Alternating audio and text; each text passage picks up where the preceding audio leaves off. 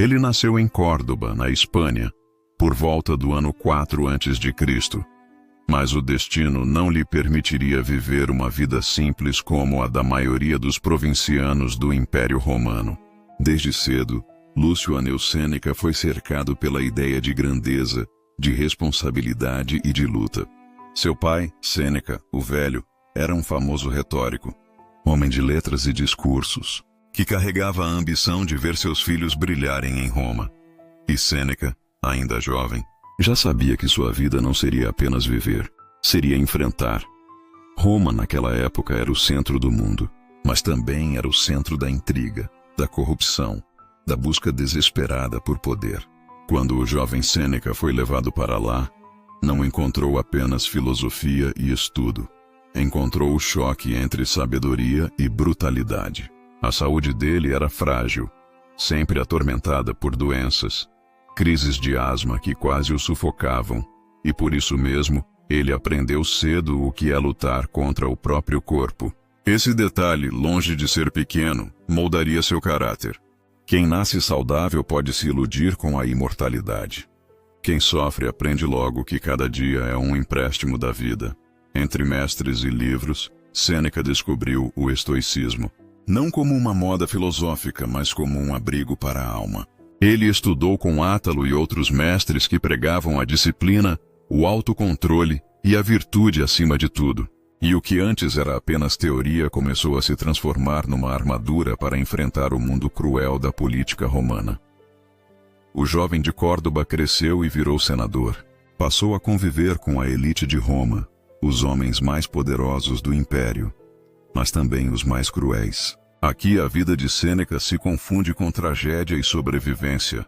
Ele foi acusado de adultério com Júlia Lívila, irmã de Calígula, e essa acusação, justa ou injusta, quase lhe custou a vida. Expulso de Roma, banido para a ilha da Córcega, conheceu a solidão mais amarga. Imagine isso, de estar no centro do poder, cercado de discussões filosóficas, a condição de exilado esquecido, como um prisioneiro sem correntes.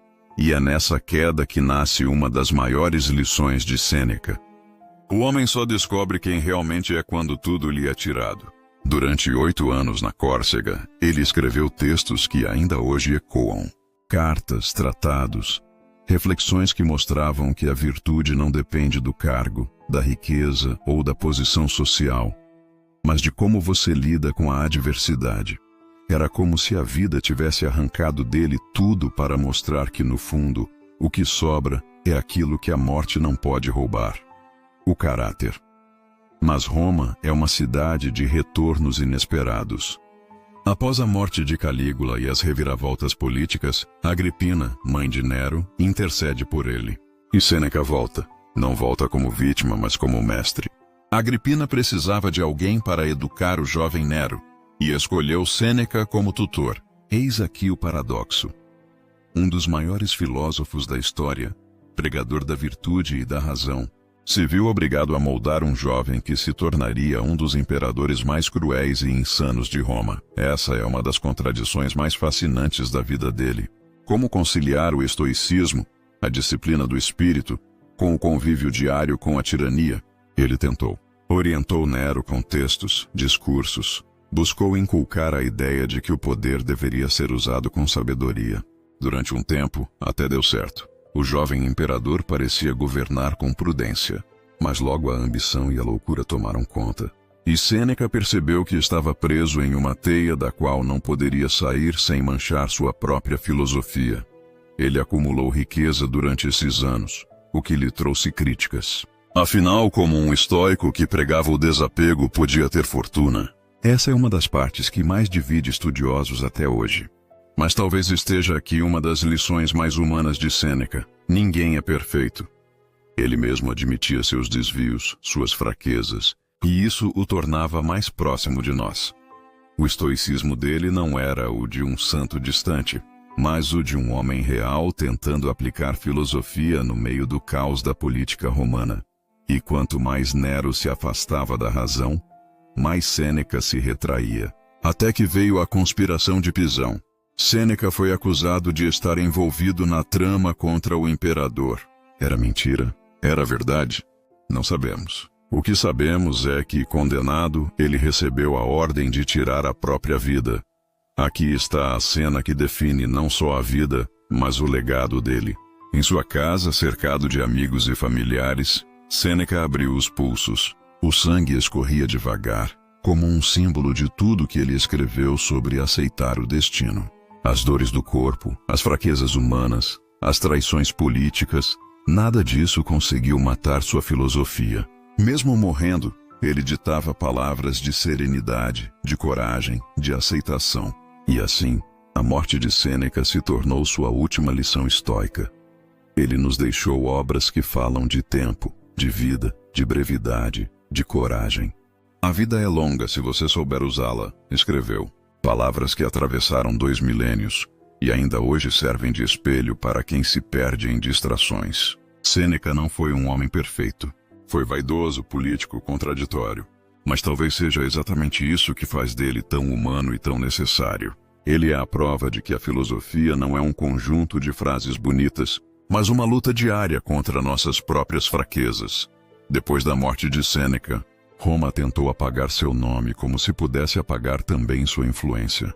Mas a verdade é que sua obra já tinha escapado das paredes de mármore e corria livre nas cartas, nos tratados, nos manuscritos que circulavam entre discípulos e admiradores. E o curioso é que a parte mais poderosa da vida de Sêneca não está apenas no drama de seu fim, mas nas palavras que ele deixou escritas.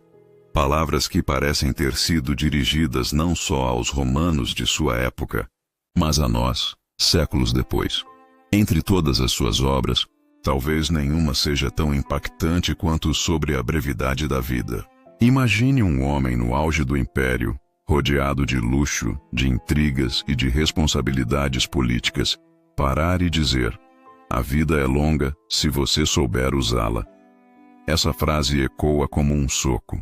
Ele sabia melhor do que ninguém o quanto os romanos, assim como nós hoje, desperdiçavam horas em ambição, em disputas tolas, em fofocas, em coisas que não trazem nenhum valor real.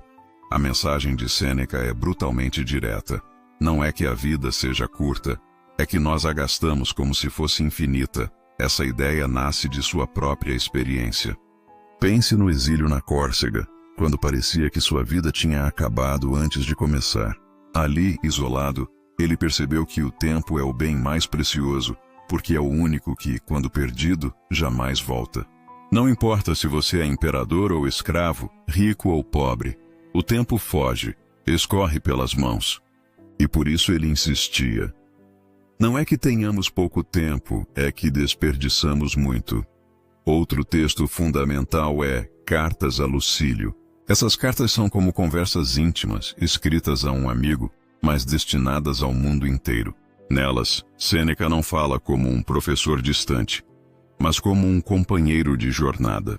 Ele confessa suas próprias fraquezas, admite que ainda luta contra a raiva, contra a vaidade, contra a tentação da riqueza. E isso é fascinante porque quebra o mito do filósofo perfeito. Ele não se coloca num pedestal. Ele escreve como se estivesse do nosso lado, tomando um vinho ao fim do dia, dizendo: "Eu também falho, mas continuo tentando." Em uma dessas cartas, ele escreve: "O verdadeiro homem sábio não é aquele que nunca cai, mas aquele que sempre se levanta depois da queda." Essa frase mostra que o estoicismo de Sêneca não é frio, não é um manual de ferro, é humano. É sobre disciplina, mas também sobre perdão a si mesmo. E é aí que mora sua força. Qualquer pessoa consegue se ver refletida nele. Outra obra marcante é Da Tranquilidade da Alma. Nesse tratado, ele fala sobre algo que talvez seja a maior busca de todos os tempos: paz interior. Ele viveu no coração da política mais instável, cercado de traições e medo. Se alguém tinha motivos para ser atormentado, era ele. Mesmo assim, ele escreveu sobre como cultivar serenidade, como manter-se firme quando tudo ao redor está em ruínas.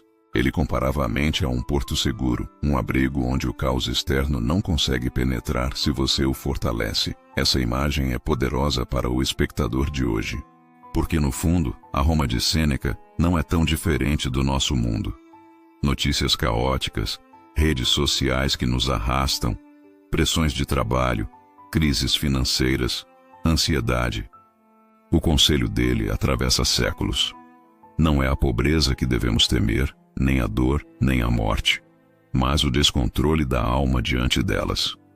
E talvez o mais provocador de seus escritos seja da vida feliz.